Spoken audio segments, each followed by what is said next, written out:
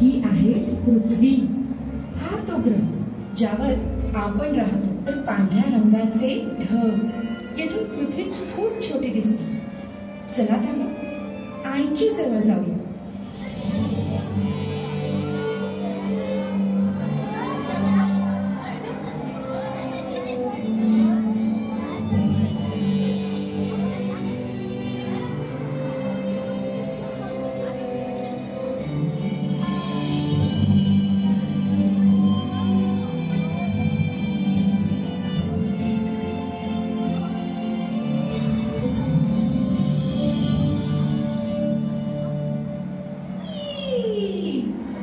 कशी वाटली तुम्हाला पृथ्वी?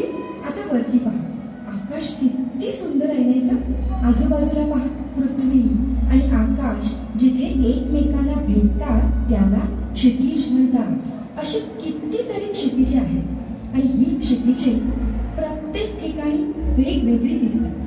काही ठिकाणी इमारती, काही ठिकाणी रान व डोंगराळ भाग, तर काही ठिकाणी पाणी व बोट आणि काही पर्वतांनी वेढलेले. आपण सगळेच वेगवेगळ्या ठिकाणी राहतो. आपली क्षितिजे वेगवेगळी असतात, पण आपण सगळे एकाच आकाशाखाली राहतो. माझ्यासोबत काही मित्र आहेत. तुम्ही काय करता? आम्ही छान आलो, ढगांसोबत खेळतोय. तुला पण खेळायचंय? मला ट्रेन दिसते आणि तिकडे ड्रॅगन. मला कोंबडी दिसते, एक मोठी कोंबडी. तुम्ही पाहिलं मित्रांनो, कधी कधी ढग कापसासारखे पांढरे दिसतात, पण कधी कधी ढग काळेभोर होतात. त्यामुळे थंडावा पसरतो. आणि सगळ्या बदलांना म्हणतो हवामान. आणि तुम्ही राहत असलेला प्रदेश यावर सुद्धा अवलंबून असतो. आकाशात अशा भरपूर गोष्टी आहेत ज्या आपण पाहू शकतो. आकाशात एक चमकदार वस्तू सांगू शकाल ती काय आहे? बरोबर, तो आहे सूर्य. हानिकारक ठरू शकते. सूर्य रोज सकाळी पूर्वेला उगवतो आणि रोज सायंकाळी पश्चिमेस मावळतो. याचे कारण हे की पृथ्वी अंतराळात स्वतःभोवती फिरत असते. या हालचालीस भ्रमण असे म्हणतात. पृथ्वीला स्वतःभोवती एक फेरी पूर्ण करण्यासाठी 24 तास म्हणजेच एक दिवस लागतो. पृथ्वीच्या या हालचालीमुळेच सूर्य पुढे जाण्याचा भास होतो. पृथ्वी स्वतःभोवती फिरता फिरता वर्तुळाकार रेषेत सूर्याभोवती देखील फिरत असते. या हालचालीला परिक्रमा असे म्हणतात. पृथ्वी परिक्रमा करीत असलेल्या मार्गाला कक्षा असे म्हणतात. झुकलेली असल्यामुळे तिचा उत्तर गोलार्ध हा नेहमीच उत्तर ध्रुवाकडे निर्देशित असतो. उत्तर गोलार्ध सूर्याकडे झुकलेला असतो तेव्हा उन्हाळा, आणि जेव्हा सूर्यापासून लांब असतो तेव्हा हिवाळा असतो. उन्हाळ्यामध्ये सूर्य लवकर उगवतो, आकाशात उंचावर दिसतो आणि खूप वेळ असतो. उन्हाळ्यात दिवस मोठा आणि उष्ण असतो. यामुळे हिवाळ्यामध्ये सूर्य उशिरा उगवतो, जास्त वेळ दिसत नाही आणि दिवस छोटा व थंड असतो. दक्षिण ध्रुवावर राहणाऱ्या मित्रांसाठी ऋतू आणि दिवस काहीसे वेगळे असतात. उत्तर गोलार्धात जेव्हा उन्हाळा असतो तेव्हा दक्षिण गोलार्धात हिवाळा असतो.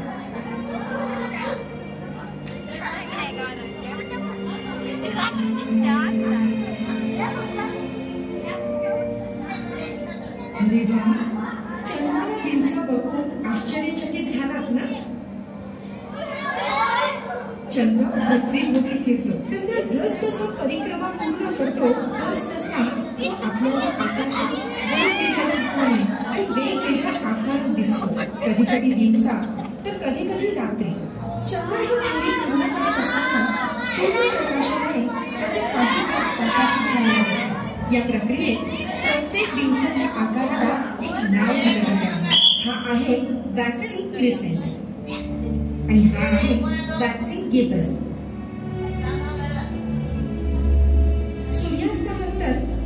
चंद्र उदयाला येतो, ज्याला पौर्णिमा म्हणतात, ज्याला म्हणतात वेनिक दिवस. चंद्र आता आकाराच्या 3/4 असतो. आपण आता पाहू शकतो तो वेनिक क्रिसेंट.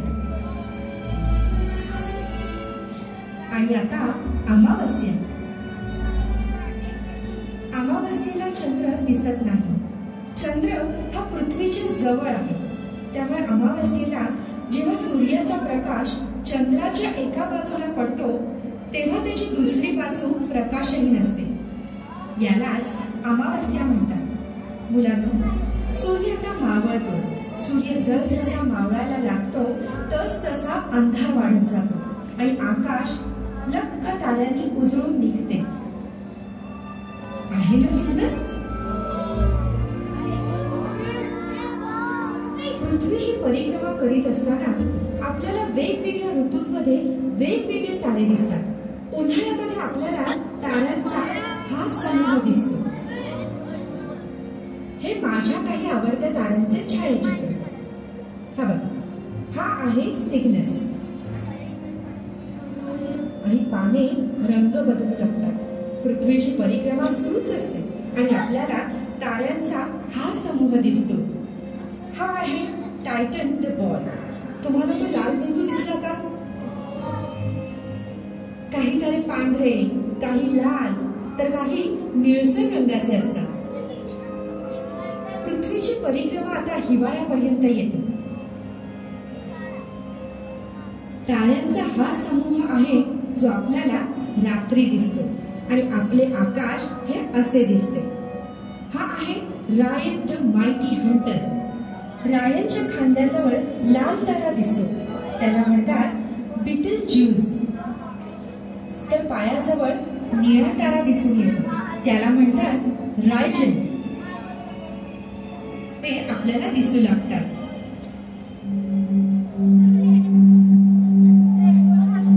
पतंगासारख्या दिसणाऱ्या ताऱ्यांचा हा समूह आहे शेफर्ड.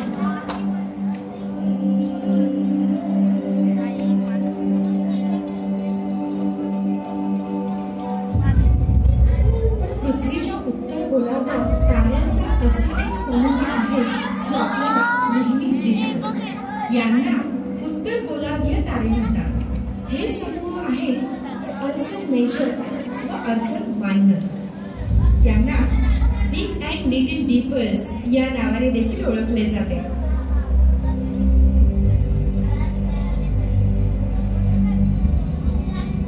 याशिवाय दक्षिण गोलार्धात देखील काही तारे आहेत ज्यांना दक्षिण गोलार्धीय तारे असे म्हणतात, पण त्यांना उत्तर ध्रुवीय तारे पाहता येत नाही. आपल्या या मित्रांना मेडेलियन क्रॉस, सदर्न क्रॉस आणि बाकी तारे पाहता येतात जे आपण कधी पाहिले नाही. ध्रुव ताऱ्याप्रमाणे अन्य कोणताही तारा दक्षिण गोलार्धात नाही, पण सुदैव म्हणजे सदर्न क्रॉस ही कमी थोडक्यात भरून काढतो.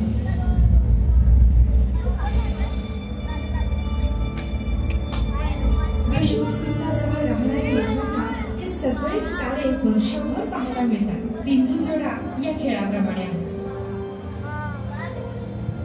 मला सायकल दिसली. मला मांजर. तिथे कोंबडी आहे.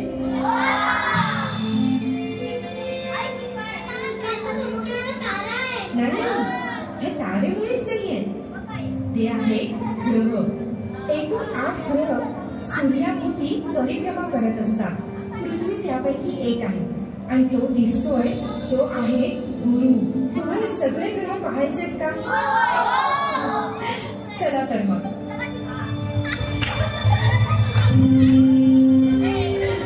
अगदी जवळचा ग्रह बुध.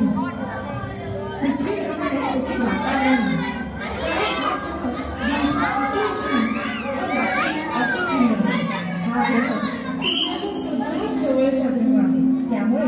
जीवसृष्टी निर्माण होऊ शकत नाही. पुढचा ग्रह आहे शुक्र.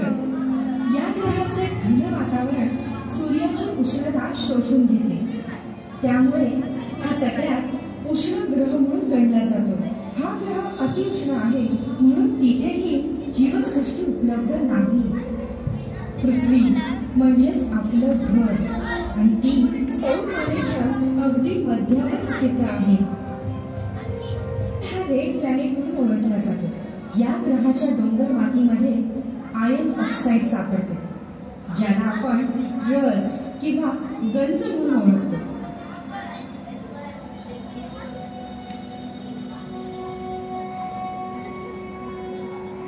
मंगळाचे वातावरण अतिशय तरल आहे, इतके की तिथे श्वास घेणे कठीण आहे. राहण्याच्या दृष्टीने तो अतिशय थंड आहे, पण आपण तिथे भेट नक्कीच देऊ शकतो. गुरु हा सौरमालेतील सगळ्यात मोठा ग्रह आहे. हा ग्रह वायूपासून बनला आहे आणि याच्या वातावरणात भयंकर चक्रीवादळे चालू असतात. ग्रेट रेड स्पॉट हे सगळ्यात मोठे चक्रीवादळ या ग्रहावर आहे. हे इतके मोठे आहे की ते शुक्र, पृथ्वी आणि मंगळ यांना एकाच वेळी गिळंकृत करू शकते. पुढे आहे शनी आणि त्याची आकर्षक वर्तुळे. हा ग्रह वायूपासून बनला आहे, तर त्याची सुंदर वर्तुळाकार कडा बर्फ व खडकांपासून बनली आहे. यातील काही कण धूळ इतके लहान तर काही एका घराएवढे मोठे आहेत. पृथ्वीच्या अंतरापेक्षा 10 पट लांब आहे.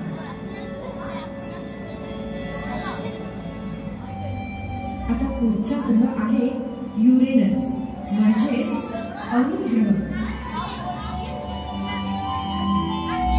हा ग्रह वायू व बर्फापासून बनलेला आहे. या ग्रहाला देखील एक हलकी कडा आहे व तो एका दिशेने झुकलेला आहे. युरेनस ग्रह सूर्यापासून पृथ्वीच्या अंतरापेक्षा 20 पट लांब आहे.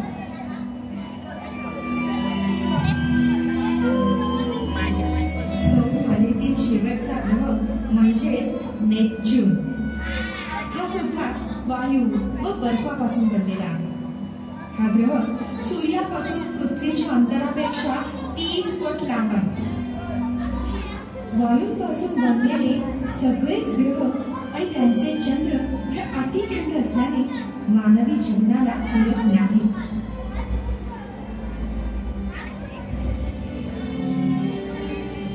पृथ्वीवर परत आल्यावर आपल्याला जाणवते की पृथ्वी आपल्यासाठी कितीतरी खास आहे. सौरमालेतील हा एकमेव ग्रह आहे जो मानवी जीवनासाठी पूरक आहे. ना हा अति उष्ण आहे ना अति थंड. इथे पाणी आहे, वनस्पती आहे आणि महत्वाचे म्हणजे आपल्याला श्वास घेण्याकरिता योग्य वातावरण आहे. परंतु आपण आवश्यक ती काळजी घेणे गरजेचे आहे. खूप सुंदर आहे. हवामानाची